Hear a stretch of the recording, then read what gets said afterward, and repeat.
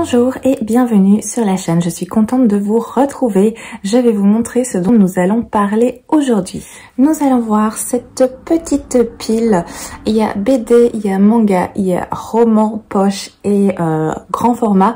Donc on va attaquer tout de suite. Je vais commencer par le petit manga, le seul que j'ai lu, le 3e tome de l'Oiseau d'or de Kénis. Je vous en avais parlé la semaine passée parce que j'avais lu le tome 1 et le tome 2. J'ai acheté le 3 et le 4 parce que c'est une saga que je voulais lire et clôturer parce que j'avais beaucoup apprécié les 2 premiers tomes. Donc voilà, j'ai déjà lu le 3, le 4 m'attend dans ma palle, donc il va pas traîner non plus. Et j'aime toujours autant ce genre d'histoire. Je suis contente de retrouver Léa. Léa qui continue à faire son travail d'écrivaine en étant camouflée, en portant un déguisement d'homme. Il y a des nouveautés qui arrivent dans ce tome parce qu'il y a une petite révélation qui est faite et Léa se rend compte que quelqu'un connaît sa vraie nature et on va un petit peu plus travailler cet aspect-là du livre. C'était vraiment très chouette également au niveau des dessins, ce genre-ci de dessin. Donc voilà, j'aime toujours autant cette petite série. Je passe maintenant à un roman, celui-ci qui est Pandore de Suzanne Stokes Chapman aux éditions Michel Lafon. Le livre est vraiment très beau, je vous en avais parlé, je vous l'avais montré en tout cas la semaine passée vu que c'était ma lecture en cours.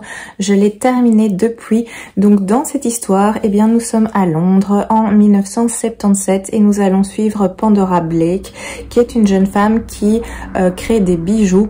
Donc elle les fait elle-même dans sa petite chambre. Elle les commercialise pas mais c'est un objectif qu'elle aimerait atteindre, c'est en faire son métier. Elle est orpheline, ses parents sont décédés dans un accident de fouille il y a vraiment des années et là elle vit avec son oncle qui a repris le magasin d'antiquités qui était très renommé à l'époque de ses parents et en fait lui il a complètement dénaturé cette boutique étant donné qu'il l'utilise comme façade pour son marché de contrefaçon.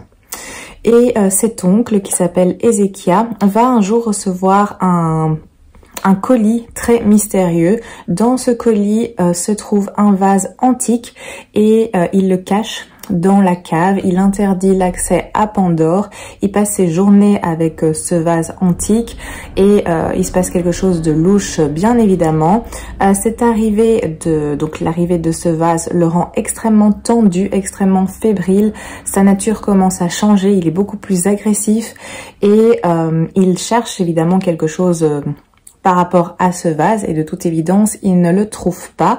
Du coup Pandora elle est intriguée par la réaction de son oncle, par ce vase qui est caché à la cave et elle va décider d'un petit peu enquêter autour de tout cela. Ça c'est pour l'histoire en gros du livre. Alors ici nous sommes dans une réécriture du conte du mythe de Pandore, c'est d'ailleurs mis directement à l'arrière, il est noté une réécriture flamboyante du mythe de Pandore, donc il n'y a pas de surprise. Moi c'est pour ça notamment que j'avais pris ce livre, comme j'adore tout ce qui est mythologie et univers grec, etc. J'avais eu envie de découvrir ce livre. En plus, comme il est magnifique, ça ne gâche rien évidemment. Et j'ai beaucoup apprécié en fait l'ambiance de ce roman. C'est très sombre, il y a plein de secrets, il y a une histoire de malédiction. On se trouve vraiment dans ce Londres dans les années 1770, on le ressent aussi. C'est très bien expliqué, le contexte est vraiment bien placé. On ressent les ambiances, presque les odeurs, l'atmosphère. Donc ça j'ai beaucoup apprécié. J'ai bien aimé le personnage de Pandore qui évolue vraiment au fil des pages du livre. Donc au début c'est une jeune femme qui est très effacée, qui est très craintive, qui vit dans l'ombre de son oncle, un petit peu dans la peur et elle va s'affirmer de plus en plus au fil de la lecture, tant dans son art, donc dans la création de ses bijoux, que dans son caractère également. Donc ça c'était un très bon point. La thématique du marché des contrefaçons qui va arriver via l'oncle Ézéchiel, je l'ai trouvé intéressante. Ça donne un aspect de l'histoire et du marché des antiquités assez intéressant. C'est un point en plus dans ce livre. Par contre, l'intrigue autour du du vase en lui-même et donc autour du mythe de Pandore. Toute cette intrigue, elle est vraiment très lente, ça prend son temps avant d'arriver. Toute cette partie met vraiment beaucoup de temps à démarrer. Et le souci aussi, c'est qu'au niveau de la fin, ça va extrêmement vite. Donc toute cette partie vase, mystère autour du vase, malédiction, mythe de Pandore, ça prend vraiment beaucoup de temps à démarrer, à être expliqué, travaillé. Et puis quand la fin arrive, ça se clôture en un éclair quasiment. Donc c'était un peu particulier. Et en plus, ça se clôture, mais ça répond pas à toutes les interrogations qu'on peut se poser par rapport à ça. Donc petite déception par rapport à cette fin, à cette conclusion, j'aurais espéré vraiment autre chose. J'aurais voulu quelque chose de plus abouti, quelque chose de plus centré sur le mythe de Pandore, sur ce vase. Il y a plein de choses qui ont été un petit peu survolées à mon sens. Sinon, au niveau des personnages, les personnages sont vraiment très bien travaillés, aussi bien le personnage de Pandore que le personnage d'Ézéchias, parce qu'on passe quand même un petit moment avec lui. On voit aussi son évolution du côté sombre, avec l'influence de ce vase, de ce secret, de sa recherche autour de ce vase. Donc ça, j'ai bien apprécié. On a aussi un autre personnage qui est très important dans l'histoire, qui s'appelle Edward, qui est un jeune homme qui va aider Pandore dans sa recherche, dans son enquête. Lui aussi est bien travaillé, il a des aspects un peu complexes, des traumas venant de son passé. Donc les personnages vraiment bien travaillés, le contexte, l'ambiance bien travaillée, mais petite déception en tout cas pour la fin et la clôture très rapide de cette lecture. Donc voilà, un peu mitigé comme lecture, mais je ne regrette pas de l'avoir faite et je suis contente même d'avoir pu lire cette histoire. J'ai également lu celui-ci, Un long, si long après-midi. Alors c'est écrit par Inga Vesper et ici on est aux éditions La Martinière. C'est un livre qui était dans ma palle depuis un petit moment. Je l'avais même acheté via Vinted, donc c'était un livre qui m'avait pas coûté très cher parce que quand il est sorti, j'avais vraiment hâte de le découvrir et du coup je l'avais acheté d'occasion dans un état neuf bien évidemment. Là j'avais eu envie de le sortir de ma palle parce que je trouvais que la couverture faisait très printanière, très beau jour, ça, les couleurs flashantes comme ça, vert, jaune, l'ensoleillé, le petit côté ensoleillé qui traverse la fenêtre, ça m'avait beaucoup tenté et comme j'en avais entendu pas mal de bonnes choses, ça m'avait donné encore plus envie de le découvrir. Donc voilà, j'ai pu le lire. Il y a des petites annotations ici en bas, on nous dit les endroits les plus lumineux abritent les secrets les plus sombres. Ça introduit un petit peu l'histoire en elle-même. À l'arrière, il est noté: hier j'ai embrassé mon mari pour la dernière fois, il ne le sait pas bien sûr, pas encore. Donc c'est assez intriguant comme petite phrase d'accroche et bien dans cette histoire on suit Joyce qui est une mère au foyer qui vit en Californie dans les années 1959. C'est une femme qui a donc tout le confort voulu. Elle est riche, elle a un mari, elle a 2 petites filles. Elle semble avoir une vie parfaite, hein, la parfaite petite ménagère aux États-Unis dans les années 60. Elle a une femme de ménage qui vient pour faire son ménage. Elle s'appelle Ruby, c'est une jeune femme noire. Elle fait des ménages aussi un peu partout dans le quartier parce que Joyce habite dans un quartier résidentiel comme ça où tout a l'air magnifique, où les pelouses sont tondues parfaitement au millimètre près. Ruby vient donc travailler chez elle, faire son ménage. Ruby, c'est une jeune femme très courageuse qui travaille énormément.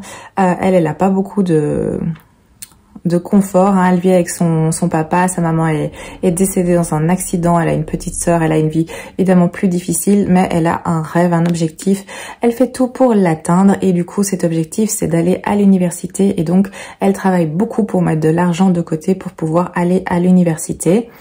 Et un jour, en arrivant chez Joyce pour son ménage habituel, eh bien Ruby va retrouver les 2 petites filles seules, un peu abandonnées, et elle va aussi retrouver du sang dans la cuisine, mais pas de Joyce. Donc apparemment Joyce aurait disparu, ses filles ne savent pas où elle est et ce sang dans la cuisine n'est pas de très bon augure et l'histoire va commencer. Donc il y a un policier, un inspecteur qui arrive pour enquêter sur cette affaire. Donc ici, on est clairement immergé en Amérique dans les années 50. De nouveau au niveau de l'ambiance, on est bien plongé au moment voulu. Et en fait, on va découvrir la vie de ces femmes qui se doivent d'être parfaites, qui doivent être des mères parfaites, qui doivent être des ménagères parfaites, qui doivent être des épouses parfaites. Il y a énormément de pression sur leurs épaules. Elles n'ont pas le droit à l'erreur. Elles doivent en tout cas donner l'illusion d'avoir une vie merveilleuse, de n'avoir aucun souci. Et évidemment, c'est loin d'être la réalité parce que ces femmes d'extérieur ont l'air parfaites comme une publicité, un catalogue comme ça. Mais évidemment, ce ne sont pas des robots, ce sont des personnes qui ont leurs failles, qui ont leurs difficultés. Et évidemment, tout cela est caché. Donc on découvre que tout cela n'est qu'une façade et précisément, plus particulièrement par rapport à Joyce, eh bien, on va découvrir ce qu'elle cachait en réalité, quels étaient ses secrets. C'est en apparence une femme sans histoire, mais avec beaucoup de mystères qui planent autour d'elle, et j'ai trouvé cette vue vraiment très intéressante parce qu'on a un aperçu aussi bien de ces femmes donc mariées, ces femmes blanches, et également de la vie de Ruby qui elle est de l'autre côté.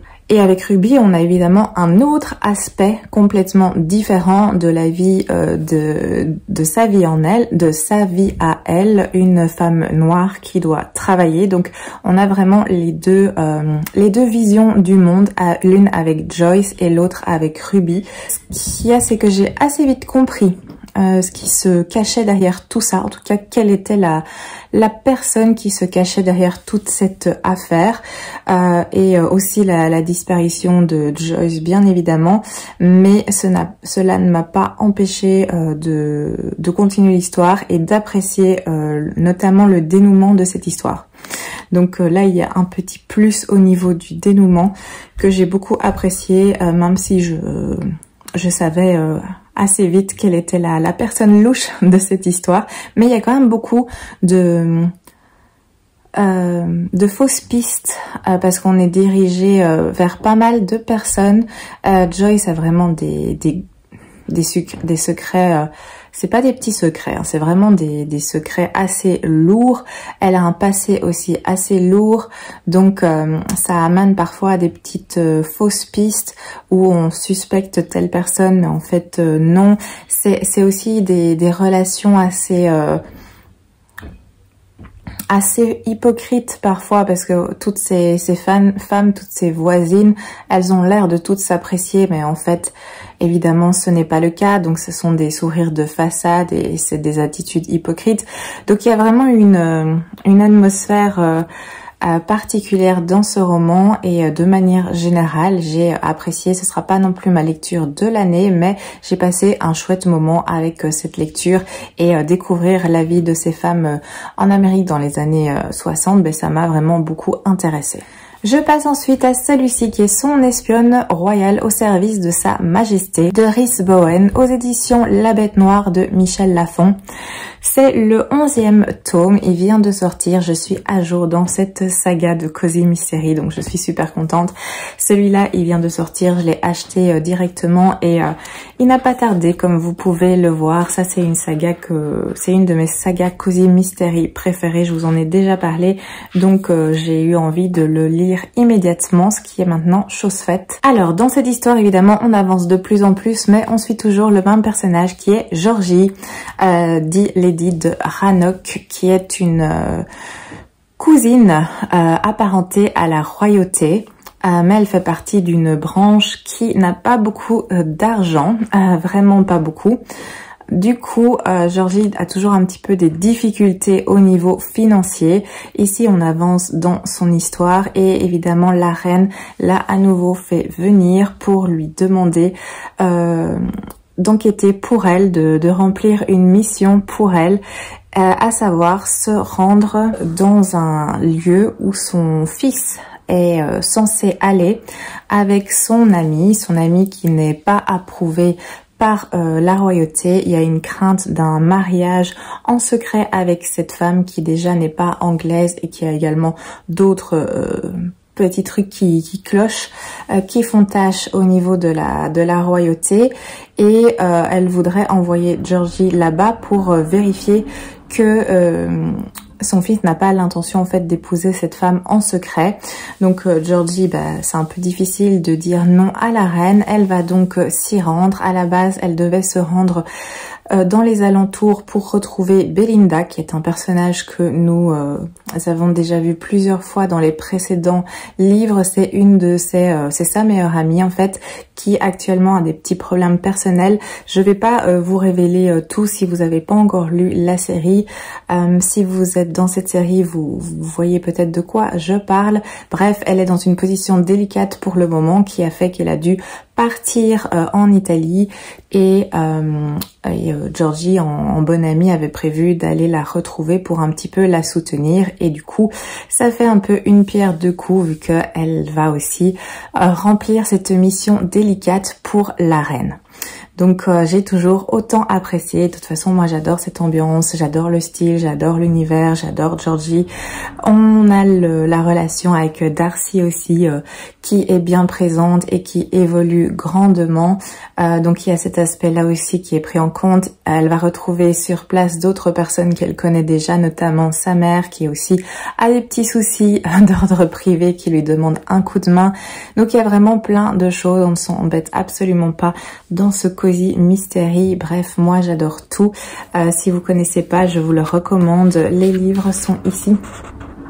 À l'arrière, on a tous les livres sortis et c'est un vrai régal à chaque fois. Alors, je passe à la BD qui est celui-ci, Bastien, Loup solitaire et autres contes. Ça provient de l'univers Les légendes de la garde de David Peterson aux éditions Gallimard. Gallimard, bande dessinée. Donc ça, c'est un livre que j'ai reçu pour mon anniversaire. En fait, j'avais reçu initialement, parce qu'on a cette série, j'avais reçu celui-ci, donc Les légendes de la garde, l'automne. Et bon, depuis, j'ai aussi reçu celui-ci hiver pour mon anniversaire, avec celui-ci, Les petits contes, et j'ai également celui-ci également. Donc il me manque Les légendes de la garde, La hache noire. Et j'aurai la série, mais j'aime vraiment beaucoup cette série. Du coup, j'ai lu celui-ci et c'est tout mignon. Franchement, c'est adorable. Ce sont des contes, comme c'est indiqué, les contes autour de l'univers, les légendes de la garde. Dans cette petite BD, on va avoir 3 contes. On a La chouette au grand cœur, on a Harper à l'oreille attentive et on a Bastien, loup solitaire. Je vous montre un petit peu les dessins parce que ça vaut la peine. Regardez comme c'est beau. C'est ce genre de dessin avec ce style qui fait très Moyen-Âge. Et la première page du premier petit conte. Je vais pas trop vous montrer parce que le livre est assez fin. Mais c'est absolument magnifique. Il y a beaucoup de choses à regarder, il y a beaucoup de choses à découvrir. C'est vraiment très très bien fait. À l'arrière, il y a aussi des petits croquis. Donc le travail de dessin pour la création des personnages. Donc c'est vraiment un très très bel ouvrage que j'ai adoré lire. Ce sont des petits contes, des jolis petits contes avec des très belles valeurs. C'est touchant, c'est très poignant aussi. Moi, comme je vous l'ai dit, j'aime beaucoup cet univers, les légendes de la garde, donc je vais continuer à lire ce que j'ai dans ma palle, notamment la partie hiver et l'autre livre avec les contes. Mais c'est vraiment très très chouette, c'est tout chou, c'est tout mignon. On est dans un univers fantastique évidemment, vu qu'on suit des souris qui parlent et qui vivent et qui doivent parfois se battre. Et ici voilà, c'est univers conte et c'était très très agréable. Je vais pas trop vous en dire non plus parce que je pense qu'il faut découvrir cet univers et si ça vous intéresse, si ça vous tente, eh bien n'hésitez pas à aller vers ces BD parce que moi j'aime vraiment beaucoup. Alors, j'ai également lu Le Fléau de Stephen King, le première partie, premier tome, je ne sais pas. En tout cas, il est divisé en deux et j'ai lu le premier. C'est aux éditions Le Livre de Poche. Encore une belle briquette que j'ai terminée. Il fait 760 pages, le premier. Du coup, j'ai directement enchaîné sur le second. Je suis en train de lire et écouter. Je mixe un peu les deux. Écoute et lecture pour ce second tome et j'avance vraiment bien dans cette histoire. J'aime vraiment beaucoup. Je vous ai dit que ici, précédemment, je vous avais dit que ça prend quand même son temps parce que l'histoire démarre très vite.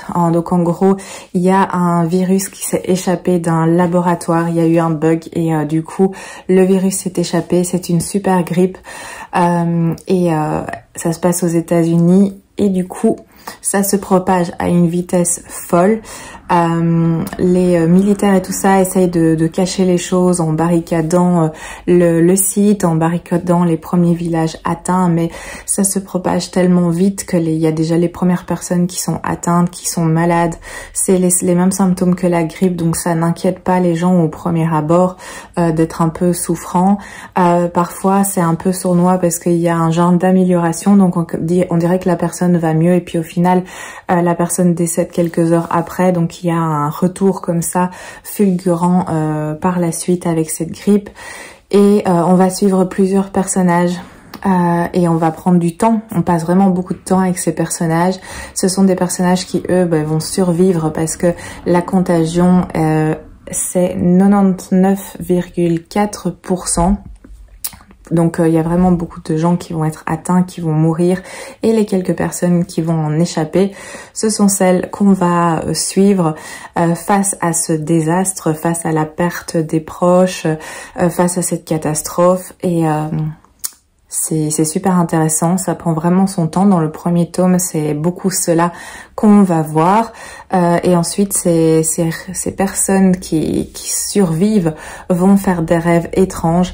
En rêve, ils vont voir un homme en noir très menaçant qui leur fait vraiment peur. Ils vont également aussi faire des rêves où ils vont voir une femme, une très vieille femme noire qui s'appelle Abigail, la mère Abigail, qui elle est de prime abord un personnage plus bienveillant et il y aura ce déplacement en fait, il y aura un rassemblement, donc certaines personnes rescapées, ce sont pas toutes des personnes gentilles et bienveillantes, il y a aussi des méchants, on va le dire comme ça, des personnes, des tueurs, des voleurs, tout ce qu'on veut.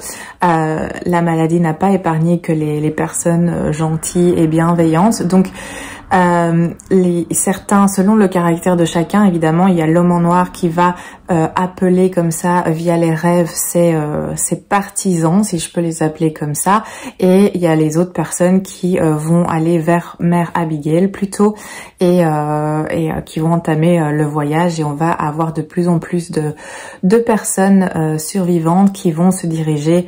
Ici, on va plus suivre vers la mère Abigail et après, on comprend bien qu'il y aura un peu une bataille finale entre le bien et le mal. Et c'est vraiment très intéressant. J'ai beaucoup apprécié ce premier tome. J'aime beaucoup comment Stephen King nous immerge dans l'histoire, fait passer vraiment plein d'émotions. Et il est très juste aussi dans son explication de la nature humaine. C'est vraiment très juste à mon sens, c'est très réaliste quand il explique comment l'homme en fait réagirait face à ce genre de catastrophe. C'est vraiment très très bien fait, j'ai trouvé ça juste parce que l'être humain en lui-même l'être humain a beaucoup de défauts et face aux catastrophes ou à la misère ou aux difficultés, il peut réagir d'une façon très mauvaise et ici on voit très bien toutes les failles en fait du genre humain.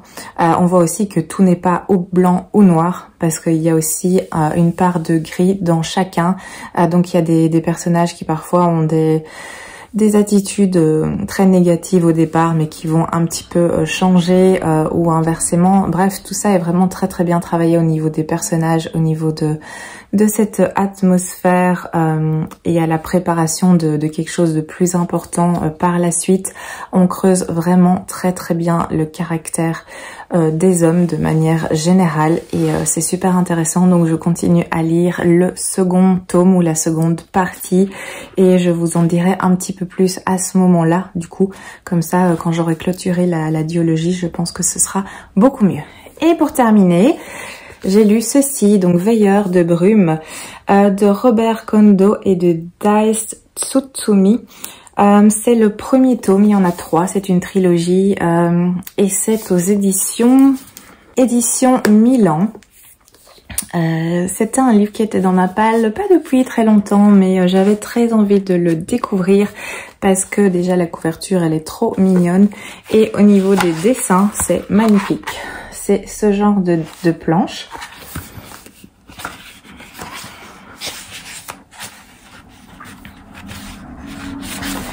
Comme ceci.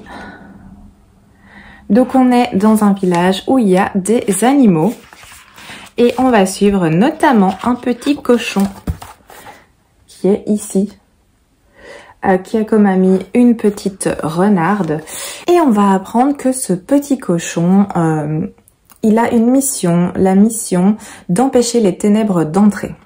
Donc ce village il est entouré d'une énorme clôture et il est protégé parce que au dehors il y a les brumes qui apparemment déciment tout sur leur passage, donc c'est un grand danger.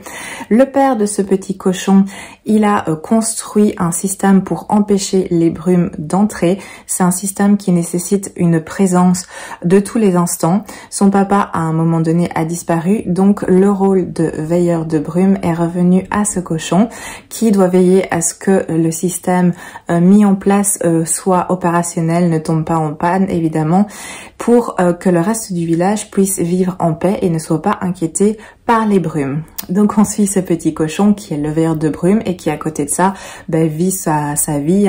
Bon, il est tout seul le pauvre, mais il continue à aller à l'école. Il a la petite renarde comme amie, donc il continue à vivre sa vie malgré tout. Et du coup on suit ce petit cochon qui s'appelle Pierre. Je sais pas si je vous l'ai déjà dit. Et il y a un petit imprévu qui va arriver parce que à un moment donné les brumes vont être plus agressives, donc elles vont commencer à cogner violemment contre la barrière qui est un genre de muraille qui entoure le village. Le petit cochon Pierre, il a pas vraiment de crainte, mais il note en fait tout ce qu'il constate. Donc là, il constate que les brumes ont un changement. Chose que ces brumes n'avaient jamais fait avant, donc il va noter et à un moment donné, à force de cogner et de frapper sur la muraille, il va évidemment y avoir un accident.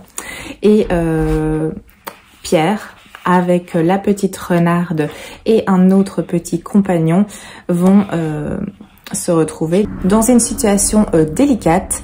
Ils vont en apprendre un petit peu plus sur les brumes, sur ce qu'il y a au dehors, au-delà de cette muraille qu'ils ont construite autour de leur village et c'est super intriguant. En tout cas, moi j'ai beaucoup apprécié ce premier tome. J'ai envie évidemment de lire le deuxième et le troisième que je n'ai pas encore dans ma palle, mais à mon avis ça ne saurait tarder parce que ça m'a vraiment fort intrigué cette histoire de brume. À la fin il y a une petite surprise évidemment auquel on s'attendait pas et du coup j'ai vraiment envie d'avoir davantage d'explications et il y a plein de secrets évidemment, enfin de mystères autour de cette brume. Ici c'est assez introductif dans cet univers, donc j'ai vraiment hâte de lire la suite et c'était vraiment trop mignon, trop chou. J'aime beaucoup les dessins, je trouve que c'est vraiment très beau. Il y a beaucoup de détails et c'est fait d'une façon assez spéciale. Je trouve, je vous montre encore une petite planche, mais vous voyez le style, c'est vraiment trop joli. Et c'est un livre qui a eu énormément de récompenses. Vous voyez ici, je vous montre à l'arrière. Donc prix du jury des jeunes à Toronto International, nominé aux Oscars en 2015. Bref, il y a vraiment beaucoup de récompense. C'est ça qui m'avait attirée quand je l'ai découvert sur le présentoir et j'ai beaucoup apprécié cette histoire, ce premier tome. Donc j'ai hâte de lire la suite. Et voilà, on a fait le tour de ce que j'ai lu cette semaine. Je vais vous présenter maintenant ce que je suis en train de lire. Il y a évidemment la deuxième partie du Fléau dont je vous ai parlé tout à l'heure. J'ai lu jusqu'à présent 244 pages. C'est aussi un pavé, hein, évidemment. Il y a 785 pages, mais comme je vous dis, moi j'ai beaucoup apprécié, ça se lit bien, je suis à fond dans cette histoire, ça m'intrigue toute cette affaire et du coup je continue sans souci. Oui, j'avais oublié de vous dire, mais il y a des petites illustrations, je vais essayer de vous en trouver une. Voilà, donc par moment on a des illustrations en noir et blanc comme ceci à la fin de certains chapitres. Il n'y en a pas à chaque chapitre, c'est vraiment plic-ploc comme ça, il n'y en a pas énormément, mais c'est assez sympa. Voilà, il y a aussi, voilà, comme ceci. Donc, je lis le second du Fléau de Stephen King. J'ai avancé dans celui-ci que je vous avais montré la semaine passée, La Chambre aux papillons de Lucinda Riley aux éditions Charleston Poche. Je suis à la page 237. C'est un livre qui en fait 500, je pense, non 630, et ça me plaît beaucoup. Ouais, j'aime beaucoup cette histoire. Ici, on est dans plus ambiance familiale, secret, mystère, tout cela. C'est vrai que c'est assez captivant. Je vous avais dit, c'était noté que c'était une fresque multigénérationnelle captivant, et c'est vrai que pour l'instant, c'est assez vrai. En tout cas, moi, j'aime bien cette histoire. Il y a plein de... Enfin, on sent qu'il y a des secrets qui nous sont pas encore dévoilés.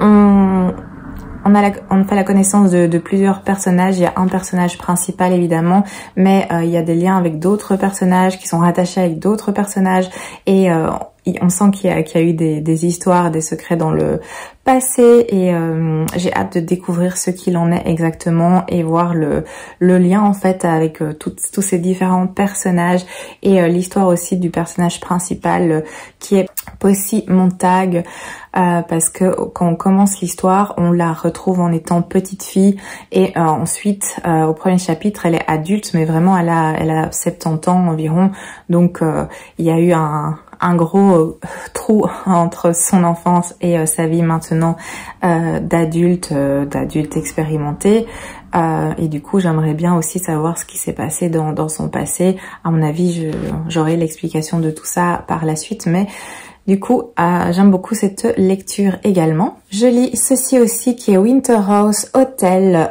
C'est écrit par Ben Gutterson et c'est aux éditions Louise Albin Michel. Donc c'est une trilogie que j'ai. J'ai la trilogie et c'est un livre que j'avais lu. Le premier et le second tome, je les avais lus il y a quelques années. J'avais vraiment bien aimé. C'était des livres qu'on m'avait prêtés, mais je n'avais pas lu le troisième tome. Et ici, j'ai eu envie de les redécouvrir. Donc, je me suis pris via Vinted aussi les 3 tomes. Et je me suis lancée dans cette histoire. Alors, c'est clairement de la jeunesse, mais c'est plutôt bien fait, c'est plutôt intéressant. Il y a pas mal d'illustrations, donc je pense que ça plaira beaucoup aux enfants. C'est des illustrations comme ceci en noir et blanc, qui font généralement une demi-page, voire les deux pages. Hop, comme ceci. Et c'est vraiment une super chouette histoire, ça me plaît beaucoup, l'écriture est vraiment très agréable. Donc dans cette histoire, en fait, on suit Elisabeth, qui est une jeune fille de quel âge? Je ne sais plus, je pense que c'est pas indiqué, mais elle est assez jeune. C'est une orpheline, elle vit chez son oncle et sa tante. Ils n'ont pas beaucoup de revenus et clairement son oncle et sa tante ils sont pas contents d'avoir cette orpheline à leur charge. Ça fait un petit peu rappel Harry Potter comme ça. Et un jour à Noël, elle rentre chez son oncle et sa tante juste avant Noël et elle a un mot sur la porte indiquant nous on est partis en vacances, pour toi il y a un train qui t'attend pour t'emmener en pension au Winterhouse Hotel pendant les 15 jours. Il y a un petit sac accroché avec les quelques vêtements qu'elle a et en mode débrouille-toi. Elle n'a pas accès à la maison, elle est là devant la porte, elle a juste un billet de train et un horaire et on lui dit en gros qu'elle doit aller dans cette pension, dans cet hôtel pendant ses vacances. Donc évidemment, elle est un peu dépitée parce que bon, même si son oncle et sa tante, ils ont pas beaucoup d'atomes crochus, c'est pas une super ambiance, mais quand même la laisser tomber comme ça, l'abandonner à la rue quasiment, c'est un peu délicat. Bref, elle va, elle a pas beaucoup de choix, donc elle va prendre ce train et elle va arriver à Winterhouse Hotel. Et là, c'est un peu un nouveau monde parce que l'hôtel il est grandiose, tous les gens qu'elle rencontre sont super sympas avec elle, sont très accueillants, elle est accueillie vraiment chaleureusement, on lui montre sa chambre qui est rien de comparable évidemment à ce qu'elle a chez son oncle et sa tante. Le monsieur qui tient l'hôtel, super gentil, il va juste lui demander qu'elle se signale à lui ou à un du personnel travaillant dans l'hôtel une fois le matin, une fois le soir pour vérifier que tout va bien et elle va directement se faire un ami qui s'appelle Freddy, qui lui aussi est en pension à cet hôtel et ils sont tous les deux passionnés par les mots et les énigmes de manière générale, donc ils vont directement très vite s'entendre, ils vont directement faire des jeux. Elisabeth, c'est une jeune fille qui adore la lecture, il y a une bibliothèque dans cet hôtel, une bibliothèque grandiose et l'histoire va commencer notamment parce qu'elle va tout à fait par hasard être attirée par un livre qui se trouve dans un genre de réserve. En tout cas, les livres ne sont pas censés être pris dans cette réserve, mais elle, prise d'une impulsion, elle va ressentir quelque chose qui va l'attirer vers ce livre-là et elle va le prendre en fait et le cacher dans son sac avant que la bibliothécaire revienne et elle va découvrir ce livre qui évidemment est assez particulier et l'histoire va commencer comme ça. Donc je suis occupée à le lire et j'aime vraiment beaucoup. Là, j'ai presque fini. Je voulais le terminer en fait hier soir, mais je suis rentrée assez tard et la journée avait été longue. Du coup, j'ai pas su terminer la centaine de pages qui me restaient. Donc, je vais terminer ça aujourd'hui. Et je vous en parlerai un petit peu plus la semaine prochaine, même si je me rends compte que je vous en ai quand même pas mal parlé, mais j'aime beaucoup cette lecture. Franchement, c'est très chouette. Si vous aimez la jeunesse, la lecture jeunesse, vous pouvez vous diriger vers ceci. Et si vous avez des enfants, je pense que ça pourrait vraiment leur plaire parce qu'il y a un peu de tout. Il y a des énigmes, il y a des mystères, il y a un grand hôtel comme ça avec plein de secrets aussi. C'est vraiment très très chouette. Et alors, dernière chose que je vais commencer, mais j'ai pas encore commencé, je me suis mis celui-ci, donc le témoignage du pendu de Anne Granger. C'est les enquêtes de Lizzie Martin et de Ben Ross que j'aime beaucoup, hein. C'est aux éditions 10-18, je vous en ai déjà parlé. Ça, c'est le 5e tome si je me trompe pas. Je les lis dans l'ordre et c'est mieux, je vous conseille de les lire dans l'ordre. Donc c'est le 1, 2, 3, 4, 5. Oui, c'est le 5e tome et je suis au 1er chapitre, donc je vais commencer cette histoire et j'ai vraiment super hâte parce que je passe toujours un super moment avec ces petites histoires mode policier à Londres à l'époque victorienne. C'est vraiment super chouette. Donc voilà, je vais commencer aussi celui-là. Il sera fini pour la semaine prochaine, c'est certain, donc je vous en parlerai plus dimanche prochain. Et voilà, on a fait le tour. Je vous remercie évidemment d'avoir regardé, je vous remercie de votre présence, de votre attention, de tous vos petits likes et vos petits commentaires qui me font à chaque fois vraiment très très plaisir. N'hésitez pas, comme d'habitude, à me dire ce que vous en avez pensé, s'il y a des livres qui vous tentent, s'il y a des livres que vous avez lus, quels sont vos avis dessus, ou dites-moi aussi ce que vous êtes en train de lire. Ça peut aussi me donner des idées et je les note dans ma wishlist. Ça me fait des petites idées en plus. Donc n'hésitez pas, je vous souhaite un agréable dimanche. Je vous remercie encore et je vous dis à très bientôt.